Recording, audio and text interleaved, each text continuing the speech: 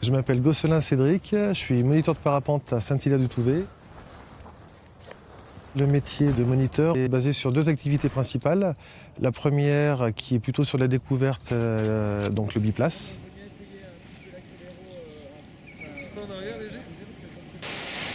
Et la deuxième qui est une partie plutôt d'enseignement. On apprend aux gens à voler du débutant jusqu'au perfectionné. Les avants que tu as en main, ils vont bien jusqu'au bord d'attaque sans avoir aucune suspente qui lui passe dessus. Donc là, on est bon. Sur les pentécoles, on va régulièrement descendre, remonter, redescendre, remonter avec les élèves pour les aider à gonfler le parapente. C'est quand tu veux. Allez, encore. En tant qu'enseignant, on est sur différents pôles. La première partie, on va être beaucoup plus sur la technique de pilotage, pourquoi ça vole et comment ça tourne. Après, on va être beaucoup plus sur de la sécurité. La sécurité, ça va être sur le choix de vol, de non-vol, qui va être lié au niveau technique. Donc il faut que les gens soient capables d'évaluer leur niveau technique. Et après, ça, on doit le comparer par rapport aux conditions aérologiques qu'on va avoir. Donc, quelles sont les conditions? Elles sont bonnes, pas bonnes, simples, modérées, compliquées. On fait l'état des lieux de tout ça et on voit si on est en phase. Si on est en phase, on vole. Si on n'est pas en phase, on décide de ne pas voler. Les connaissances pour être moniteur de parapente, principalement, c'est des connaissances météo et aérologiques. Et puis après, on est sur un travail d'enseignement. Donc il faut des compétences pédagogiques. C'est avoir envie de transmettre quelque chose, quoi. En gros, on prend un axe qui passe par le logo blanc. C'est une activité qu'on peut exercer tout au long de l'année, mais on va dire qu'il va se scinder sur deux parties. On est sur le printemps-été, sur une activité mixte, biplace et enseignement. Et de toute façon, on doit avoir un complément, parce que ça ne suffit pas pour gagner sa vie.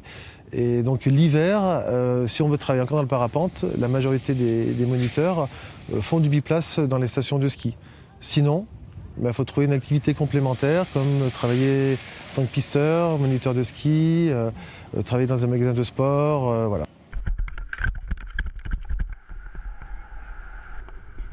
Pour exercer le métier de moniteur, on a besoin d'un certain nombre d'années de pratique, donc minimum 5-6 ans, parce que ça nécessite quand même un volume d'expérience et de compétences d'analyse météo. On a tous les brevets à passer. Brevet initial, c'est le premier brevet de base. Brevet de pilote, qui donne de l'autonomie dans des conditions de vol d'ascendance. Brevet de pilote confirmé, qui donne la capacité à pouvoir se promener et faire des grosses régates aériennes. Une fois qu'on a ça, eh bien, il y a un test d'entrée pour rentrer dans le DEGEPS. Il faut 18 ans minimum pour rentrer dans la formation. En France, il y a 3 lieux de formation. Il y en a un basé en Auvergne-Rhône-Alpes, sur Montmélian, donc en Savoie.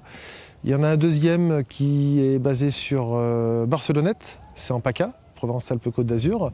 Et le troisième qui est plutôt dans les Pyrénées, le pôle central est basé sur Toulouse.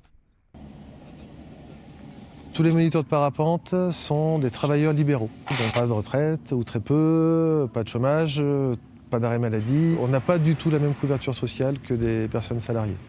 Alors pourquoi faire moniteur de parapente? La raison principale, on doit avoir envie d'enseigner et de transmettre des choses.